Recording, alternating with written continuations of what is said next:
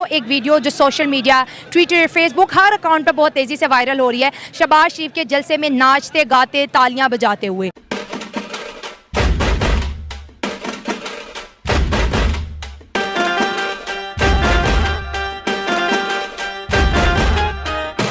ये वो दिन था जिस दिन पाकिस्तान के अंदर 50 से ज़्यादा लोग ट्रेन हादसे का शिकार हो गए। दूसरी तरफ अगर हम बात करें उड़ीसा ट्रेन हादसे की, जो कि इंडिया में हुआ, उसमें हमने देखा कि प्राइम मिनिस्टर नरेंद्र मोदी उस जगह पर आए, इंस्पेक्शन किया, हॉस्पिटल गए, गरीबों के साथ खड़े रहे, उनको माली मदद दी, पैसा दिया ताकि मेरी इंडियन अवाम जो है इस सदमे को बर्दाश्त कर सके। प्राइम मिनिस्टर उनके साथ खड़े थे, लेकिन हमारे प्राइम मिनिस्टर को कोई एहसास नहीं। ये मुल्क बड़ी तेजी से ऊपर जा सकता है अगर हमें ईमानदार लोग मिल जाए तो बड़ी तेजी से ऊपर जा सकते हैं।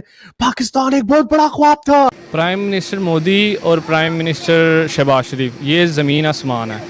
मोदी आसमान है और शहबाज शरीफ ज़मीन है। मदद मांगी है, बिल्कुल मांगी है कि यार हमें पाकिस्तान से निकालो, हमने इंडिया का हिस्सा बनना है। और यार लानत ऐसी हुकूमत पे यकीन करें। अगर पाकिस्तान स्विट्जरलैंड भी बन जाए ना तो फिर भी पाकिस्तान इंडिया से ज्यादा स्ट्रांग नहीं हो सकता। IMF है, उसने ये कहा है कि इंडिया 2027 में जापान को बीट कर सकता है। लेकिन ये शहबाज शरीफ जो है ना, इसका तो मतलब कि आधा दिमाग ही मेरे ख्याल से ख़त्म हो गया हुआ है। इसको पता ही नहीं चल रहा कि हमने करना क्या। बांग्लादेश के मुसलमान, भारत में रहने वाले मुसलमान, मकबूजा कश्मीर में रहने वाले मुसलमान और पाकिस्तान में रहने वाले मुसलमान, ये चार हिस्सों में जो मुसलमान तकसीम है, ये मुत्तहिद हो जाएं और ये मुत्तहिदा बरे सगीर पर हुकूमत करें। ये वीडियो दोस्तों सोशल मीडिया पे बड़ी वायरल गया। लोग कोई कहता है जोकर प्राइम मिनिस्टर, कोई कह रहा है पपेट प्राइम मिनिस्टर, क्योंकि एहसास नहीं है इस बंदे को। मुल्क के अंदर खून का खेल खेला जा रहा है और ये वहाँ पर बैठ के अपने नगमों पर जो है डांस कर रहे हैं।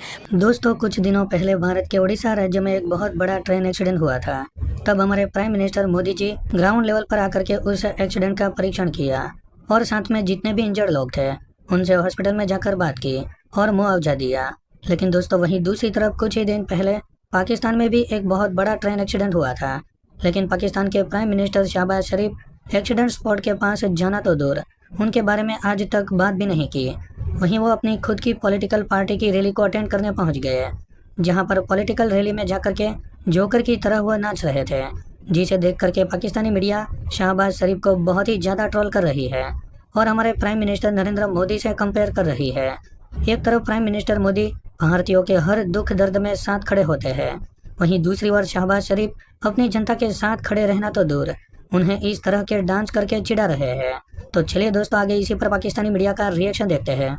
आज से 10 साल 11 साल पहले वो बंदा अमेरिका में बैन था, आपको पता हो शायद। बिल्कुल, गुजरात के वजह से। हाँ जी, 10 साल में उसने उसकी कंट्री देख लें, उसका काम देख लें, दुनिया की तीसरी या चौथी बड़ी इकोनॉमी, फिफ्थ लार्जेस्ट इकोनॉमी बन गया और तीसरी बनने जा रहा है। बिल्कुल ऐसा ही है। उनकी जीडीपी आप देख लें, उनका सेक्टर, कोई भी सेक्टर उठा के देख लें, हमसे वो नेक्स्ट लेवल पे पहुंच गए हैं।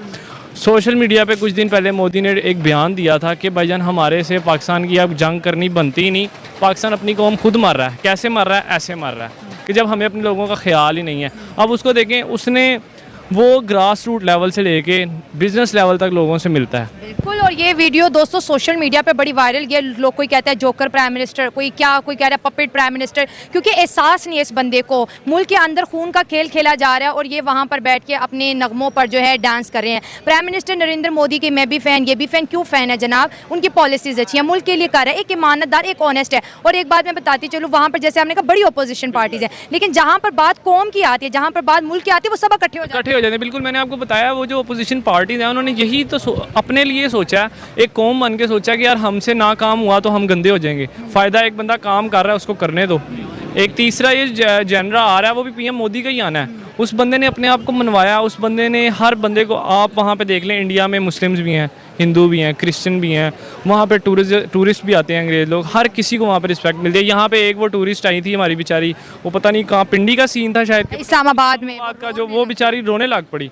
और भाई जब टूरिज़्म ही यहाँ पे इतना गंदा आ जाएगा तो हमारा मुल्क कैसे तरक्की करेगा? बांग्लादेश के मुसलमान, भारत में रहने वाले मुसलमान, मकबूजा कश्मीर में रहने वाले मुसलमान और पाकिस्तान में रहने वाले मुसलमान, ये चार हिस्सों में जो मुसलमान तकसीम है, ये मुत्तहिद हो जाएं और ये मुत्तहिदा बरे सगीर पर हुकूमत करें। ये एक सुन लें। हाँ सर सुन लें, आपने चार अभी बताया कि जो बरे सगीर था, बरे सगीर के अंदर मुसलमानों की हुकूमत थी।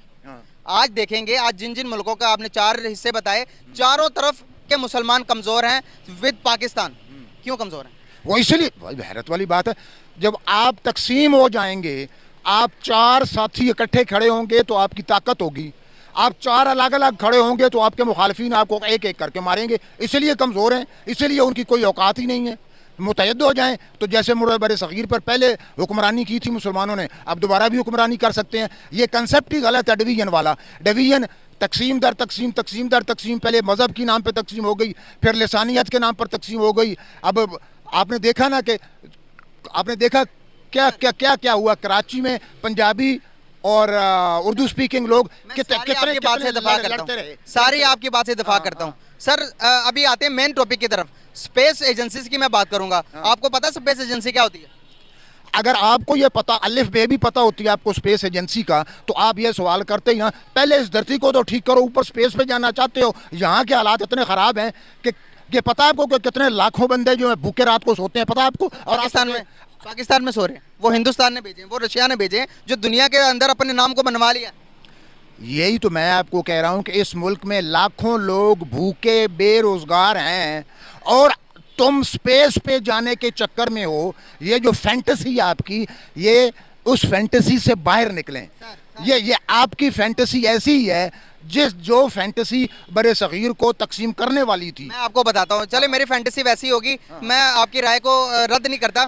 सर मैं बताना ये चाह रहा हूँ आपको, यहाँ पर हम भूख की जंग लड़ रहे हैं, जिसको आप कह रहे हैं बड़े सग़ीर में हम एक थे, वही इंडिया स्पेस में जा रहा है अपने हालात को बेहतर करने के बाद। टेस्ला कंपनी वहां पर आ गई, टेस्ला के CEO इंडियन बन गया। दुनिया की आज इंटरनेशनल बड़ी से बड़ी कंपनी का नाम ले ले, वो इंडियंस हैं वहां पर। कहाँ पर है पाकिस्तानी? तो यही तो आपको समझने की ज़रूरत है। आपको समझ नहीं आ रही कि इंडिया का इशू ये है कि क्या वो सुपर पावर है या नहीं है, और पाकिस्तान का इशू ये है कि क्या पाकिस्तान दिवालिया हो रहा है या नहीं हो रहा। ज़मीन आसमान का फ़र्क है ना।